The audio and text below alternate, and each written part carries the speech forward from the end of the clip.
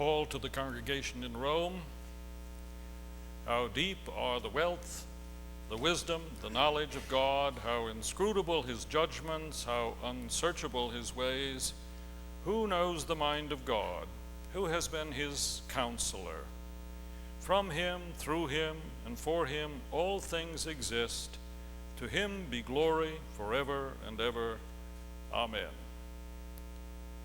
I like to think that it must have been a sunny day in Greece, a spring day perhaps, when Paul broke out into that song. In case you haven't noticed, it's here too, big time, isn't it? As a matter of fact, spring came 8 weeks ago. I know because I read about it in the newspaper. And when in Chicago, you find that out in the newspaper. But the signs really are all around us, aren't they? The rising temperatures, at least every other day. The little leaguers on the sidewalk, the trees in full bloom now, new spring in the step of Cub fans, at least for the moment, and flowers in full array. In spring, they say, a young man's fancy turns to thoughts the girl has been thinking about all winter long. What is it about spring? Is it not the sense of life, vital, beautiful, renewing itself, its victory once more over the long, dark death of another Chicago winter? It's about the wonder and glory of it all. One woman comments to a friend on the phone, "I think spring is here, Alice. I've seen a robin, our forsythia is out, and there's just a trace of a smile on my husband's face this morning." Longfellow said that if spring came once a century, or all at once like the explosion of a canyon, the roads would be mobbed with spectators out to see the miracle happen. A friend's 6-year-old daughter says she's been getting up at the crack of dawn because she wants to look for surprises. Finally, her mother said to her, "You know, Martha, you can't expect surprises every day. They're for birthdays or Christmas or maybe Easter." "That's not true," she said. "I was surprised this morning by a tulip." Well, she has the right attitude, I think. Spring is about the surprise of life. And that's why men and women of faith down through the centuries have sensed that it's about God as well. Not God as that distant grandfather of childhood imagination, but God as the very source of it all, the very power of life, the life that once again is stirring in all things, a personal caring power which again and again pumps life into this old world. Spring, said someone, is God looking down at this battered old world and saying, "One more time." So nature, for most of us, I think, if we're sensitive at all, points beyond itself to a spirit, a power that generates it and that penetrates it, all life. What do we mean by God? We mean that mystery which is the source of life and beauty and energy in an otherwise rock-dead universe, which bursts forth in sun and seed and sap and the call to grow again. One man writes, "Has not every man or woman at one time in his life climbed a high hill and surveyed the quilt of woodlands, fields, and houses, and asked himself, why all this? Where did it come from? What is it for? Why the new calf walking with its mother? Why the fiery sun warming the new plowed fields? Why the daisies budding along the fence? Why this world being born, growing? Does it tell me something about the secret that shadows my own existence here?" So to that kind of question, why am I here? Why is anything at all? Our faith answers God. God is that mystery beyond our universe that created and continues to create all things. Fundamental conviction of our faith from Genesis to Revelation is this: the world out there, and for that matter the world in here, did not just happen. It is not self-generating. It was set into being by a creator God who is separate and distinct from everything, and yet who is everywhere present and active in everything. Perhaps you've followed the controversy over whether creation as well as evolution should be taught in the science classes of our schools. For my part, I think the evidence is quite clear that all that life bursting into bloom out there and filling the pews in here is the product of a rather long development, several 100,000, if not longer, years. Although it is also clear, say some scientists now, that the picture is not quite as neat and tidy as we once thought. So I suppose I'm disinclined to favor the teaching of creationism as an alternative to science. Nevertheless, I understand the concern of those who push for some recognition of their convictions in the educational process, because if the only word our children receive about the origin and development of life is the scientific description, they very easily slide into thinking that this is the whole story, that this explains why we are here. They conclude that the first chapters of Genesis are really nothing but primitive fairy tales. Or even more important, they conclude that they are nothing more than a sexual accident. I know this because they've told me. Now, the very real danger in this is this. If all our young people learn is the story of development, if that's the sum total of their education around the question as to the reason for their being here, this may have very serious consequences for their understanding of themselves and their place and their worth in this world. Indeed, some of the finest minds in the scientific world witness to the importance of faith in a creator. Einstein once said, the most beautiful and most profound emotion we can experience is the experience of mystery. He to whom this emotion is a stranger, who can no longer stand in rapt attention before the mystery of life, is as good as dead. That deep emotional conviction of the presence of a superior power penetrating all is my idea of God. Or Henry Margenau, professor of physics at Yale, the existence of man, indeed of the entire universe, has long been regarded by me as a miracle, incomprehensible without assuming the existence of a creator. I really like British astronomer Fred Hoyle's comment. He says that believing that the first living cell originated by mere chance is like believing a tornado ripping through a junkyard of airplane parts could produce a Boeing 747. Herbert Uhlig, professor emeritus at MIT, says the origin of the universe can be described scientifically as a miracle. That is, a natural event having a very, very tiny probability of happening by accident. And life has an origin, similarly to be described as a miracle, unlikely to happen by normal accidental means. Faith in the concept of a God who's concerned with his creation, he goes on, is essential to human hope, an optimistic worldview, and the ultimate survival of the human race. Any contrary view aligns humanity with the frustration of a drifting, meaningless life. And here, of course, Professor Uhlig puts his finger on the real concern of the biblical faith, and especially Jesus. It is clear that nothing about life in this world forces us to believe in a creator God. I'm sure that many decent people do not. The problem is this: what happens when this kind of skepticism or agnosticism takes over in a culture at large? The importance of faith in a creator God becomes clear when we ask what happens when most of us abandon that faith. Indeed, the reality of the creator becomes most credible in light of what happens when we cease to believe in him. There are at least three reasons why faith in God as creator is important. Faith in the creator makes it clear that we are, guess what? Creatures. This means the recognition that we are not God, and life is not at our disposal to design as we please, deciding when we shall be born and when we shall die. It means the recognition of human limitation, that we cannot know everything, do everything, solve everything. It means a sense of humility and wonder. We are in a Promethean culture in the precise sense of that word, in that we think there is nothing we cannot accomplish if we set our minds to it. In politics, I suggest this is a particular temptation. Commentator David Horowitz says the idea that men can be as gods and recreate a paradise on earth is the serpentine promise of the totalitarianisms of the 20th century. It is an idolatry that overshadows all others.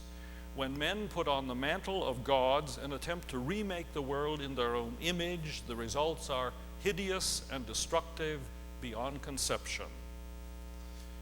But it's no less a temptation in our own personal lives. If we're not careful, I was reminded of this at a spring concert some years ago in which a grandson of mine sang, and sang rather beautifully, I might add. But the songs were all about becoming anything we want to be in life. There's nothing that can stop us. We can lick the world. Well, the lyrics were a little better than that, but you get the idea. And I suppose there's nothing wrong with pumping a bit of that into third graders.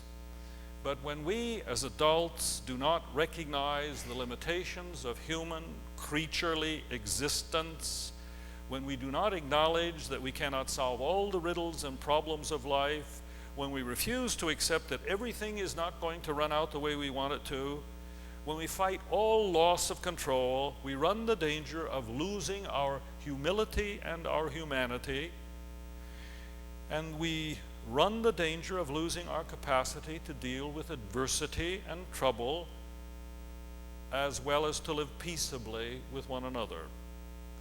We also lose the recognition that we can achieve nothing worthwhile in life, let alone survive reasonably content and happy, apart from reliance upon God. So the conviction that there is a creator God keeps us clear that we are creatures. That we are created means we're creatures, and here's a conviction also that neither scientism nor secularism can even begin to entertain, that we human beings are created, each one of us, by God. To confess God as creator means above all that every one of us has a unique value before God. This old faith insists, against the appearance of a lot of that world out there, against our own personal experience often, that each one of us is singly and uniquely a willed act of the Almighty. You it was who fashioned my inward parts, knitted me together in my mother's womb. My body was no mystery to you, for I was formed in secret, woven in the depths of the earth. Now note, not species, not race, not group, not tribe, but you. Now, isn't that an incredible thought? That each person in this room this morning is not just the result of genes, two persons desiring to extend the family, haphazard collision of one egg and sperm out of a million possibilities, but each person in this room this morning is here because God decided that he or she should be here. Well, not necessarily in church on Sunday morning, but I mean on the planet. Although I have my prejudices about the other question too. This is what this old story is really driving at when it talks about Adam and Eve. Adam, the Hebrew word for man. Eve, the Hebrew word for mother of the living.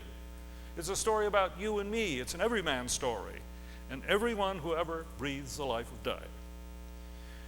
But if we don't believe that, if we don't affirm that, then it seems to me the fundamental importance, the essential preciousness of each one of you is slowly eroded. Respect and reverence for the other, no matter how poor or handicapped or aged or tiny, begins to lose its only truly secure foundation. And isn't that precisely a picture of what is happening in our society and our world right now? I mean, does the person who abuses a child, does the drive-by shooter, does the rapist, does the terrorist, yes, do even a few of our own in that Iraqi prison, do they have any real sense that they're dealing with a beloved and special creation of their God? Perhaps equally important, do they even begin to think of themselves in that way? But it is this sense that we, every one of us, no less than the world around us, are loving creations of God that gives us mooring and bearings in life, reason to be. Pablo Casals, when I awake in the morning, the very famous cellist, when I awake in the morning, I go immediately to the seashore, and everywhere I find God in the smallest and in the largest of things. I see him in the colors and designs and forms of life.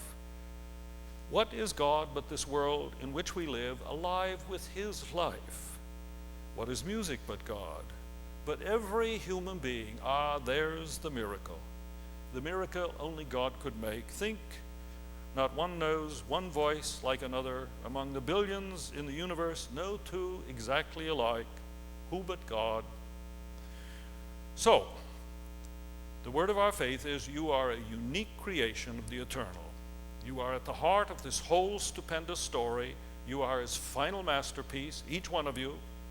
And each one of you is important and as valuable as the next. There's no one else like you, with your own special gifts and destiny, your unique qualities and capacities. You have a right to be here. No one can replace you. No one can give what you have to give to the world. That's what it means to say, my God. And if you get that down inside of you somewhere, against everything that devalues and degrades you and diminishes your importance in this day, you have a foundation from which to live no matter what happens. And then finally, as God's creation, there is a mystery above all mysteries, the mystery of our consciousness of ourselves, our personhood, if you will, which makes relationship to other selves possible. And it's interesting, here's where the scientists have pretty much given up trying to explain. It's an utter mystery to the point where some materialistic naturalists even deny that consciousness exists. Can't get a handle on it. But think about it. If there's one thing that each one of us here this morning knows for dead certain, it is that we are conscious. Well, there may be a few who have a problem with it. But this mystery is the greatest gift we have, because it is the capacity to relate, to know each other as personal beings, awake and alive. I mean, think of those poor unfortunates for whom consciousness is slipping away this day. It's the loss of any life worth living, is it not? And as a matter of fact, think of those who flee consciousness in one drug or another, who seemingly cannot bear the reality of it. This is what Scripture means by the image of God in us. It is the capacity given by God, who is the consciousness present here and now to each one of us, granting us personal life with Him and therefore with one another. Writes the psalmist, I praise you, for you fill me with awe. Where can I go from your presence? In heaven you're there. In hell you're there. You know me through and through. Even Jack Benny knew that. On the Johnny Carson show, not long before he died, he turned to Johnny and in his inimitable way said, you know, the other night I dreamed about God. He said to me, Jack, and then he stopped with that characteristic pause, you know, he knows practically everybody. And an old word says he does. I have called you by name. You are mine. Ben is an 84-year-old in a retirement home in California. He lived for 50 years with an invalid wife, cared for her until the day she died. Ben worked at a boring job that he couldn't leave because he needed it in order to take care of her. He had no children, and yet he appears to have no bitterness or regret. In fact, he visits others in a nursing home nearby regularly. He says, fundamentally, I'm wrapped up in a sort of notion of a divine romance between Creator and His creatures. You see, I never lost my childhood faith. Even while I was indifferent to it at times, I had that feeling that somehow we're at the center of His life, and somehow I'm participating in a kind of divine romance. He goes on, I read an astronomy book recently, and according to the author, the largest thing in the universe is the greatest red star, and the smallest thing in the universe is the electron. And so far as size go, right in between, in the middle, you and me. We are in the center. And I get really enthusiastic about this. The fantastic wonders that surround us. I think God is so mysterious, so indescribable, that we sort of have to give up trying to understand Him. But that doesn't mean that he doesn't love each one of us, doesn't watch me very closely, so that he even knows when a hair falls from my head, just as he knows when a sparrow falls, and all that sort of thing. And this has sustained me in times when otherwise I would have been desolate. This has sustained me. A creature you are who counts and is counted, who knows, and more important, is known. How deep the wealth, the wisdom, the knowledge of God. From him, through him, and for him, all things exist. And now you just add your name. Amen.